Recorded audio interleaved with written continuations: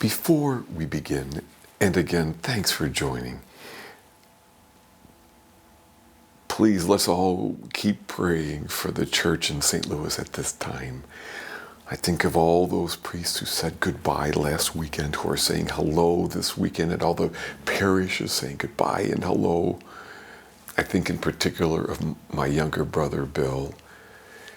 I am blessed to stay where I am with no change in clergy or parish structure. He left behind a parish he loves, is walking in to be the pastor at Most Sacred Heart in Florissant, where they will also subsume Blessed Teresa of Calcutta and St. Rose Philippine de Chêne, who are already merged parishes. So he walks in with 3 church buildings, 2 schools, because the 3 got merged into 2 just a month ago, so I can't imagine what that's like. 4 campuses, 3 staffs. And he said goodbye last weekend with no electricity in the church because of the storm, so no microphones or air conditioning. So that's just one glimpse into the great transition of all. So please keep all those folks in prayer. Huh? Right, thanks. Here's the homily.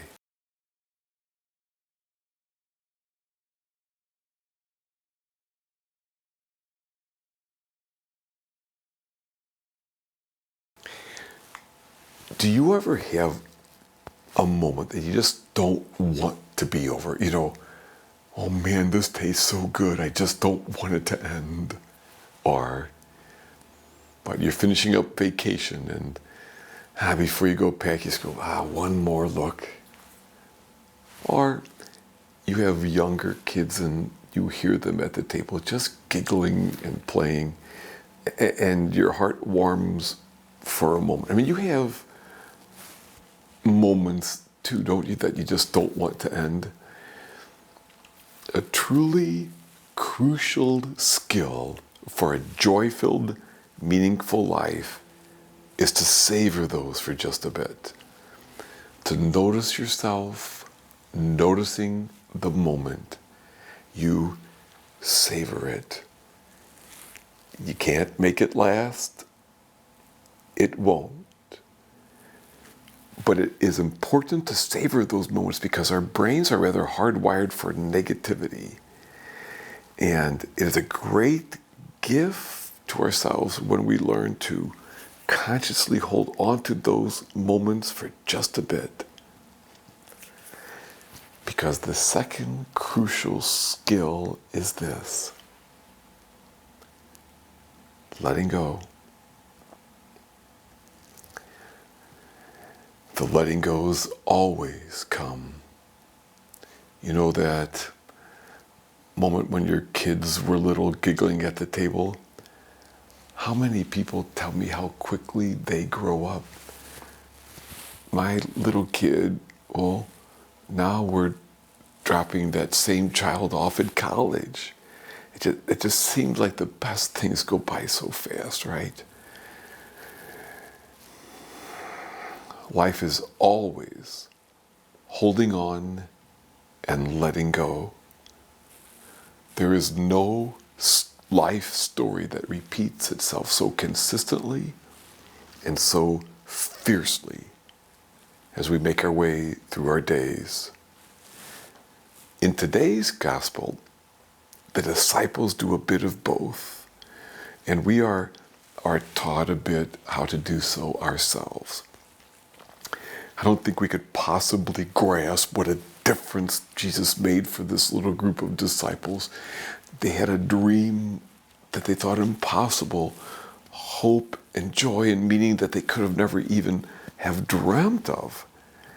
I hope they savored the blessings of those days while they had them, that they were awake to those moments with Jesus, because just before the gospel we read today, Jesus starts talking to them about dying and leaving them behind.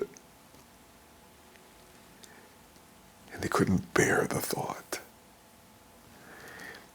And it strikes me that perhaps that is why this was the moment when the unseen glory of Jesus suddenly shines through in what we call the Transfiguration. He's just transformed before their eyes. It's the most wonderful thing they've seen. And of course they think, this is awesome. Lord, it's good to be here. Let's build some tents so that this moment can last forever. They savored it. We don't want this moment to end.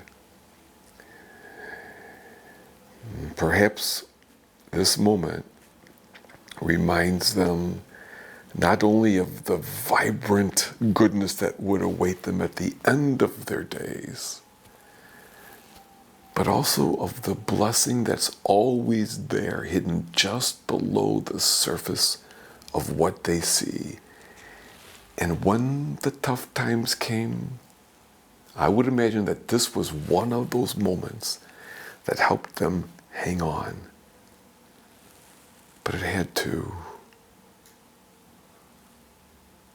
The tough times always come. They had to let go and head back down the mountain. One more letting go for this little group before the awful letting go of watching their Jesus be beaten and killed. So for us, with God's help and with practice, this is one of those things to be intentional about practicing.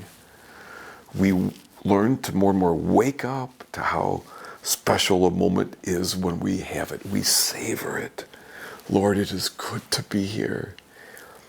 And we savor it while remembering that we also will be called again to let go.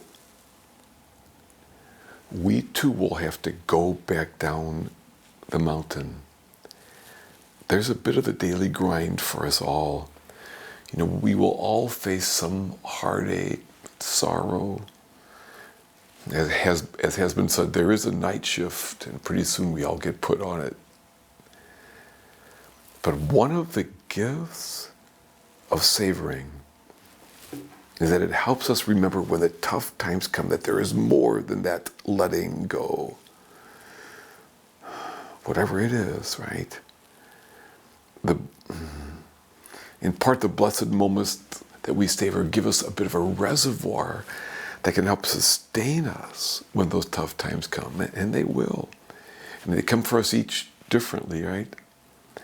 And so do the blessed times, those good moments. For me, they come most often in the goodness of the people I meet along the way. I thank God for the many of you who, unaware, have inspired me by your goodness in ways more than, like I said, you could ever know.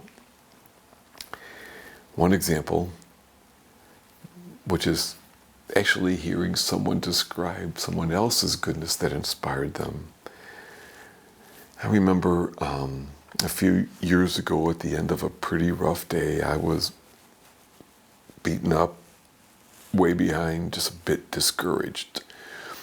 So now I'm brushing my teeth, exhausted, trying to get the energy to get ready for bed, when for some reason I remembered this conversation I had with this college kid. She told me how she had been stressing over these papers that were due and the deadlines and everything that had to get done before she could go home for Thanksgiving break. And the stress starts to get her, so she calls Mom at like 4 or 5 in the morning. And Mom was wonderful. She just listened and loved her and comforted her and was fully present to her. What that kid did not know until she got home for Thanksgiving break was that her dad had been earlier diagnosed with cancer. They were waiting until she got home to tell her. And Mom had been up all that night helping her husband with his nausea from the chemotherapy. So while her mom was having probably one of the worst days of their married life, she still makes the choice to be fully present to her daughter. And the student said, I'll quote her, "It was the most loving thing I have ever witnessed. And I knew right then that I wanted to be that kind of person." So now here I am remembering that, brushing my teeth, now with tears in my eyes. And I think I want to be that kind of person too. And I realized again how blessed I am, and that my problems are small and my blessings are huge. And even though it's not always fun, it is my job, like Jesus and his band of followers, and your job as well, right? To just keep trying to love the best I could in the time that I have been given. It is my calling, and yours. It is also my delight. It is how I want to be. I want to savor my blessings and remember that the hard times will come. And I want to remember then the goodness that is at the heart of the universe, that sometimes just shines forth, but which is always there. It did that day for those disciples. It will for us. We hold on. We let go.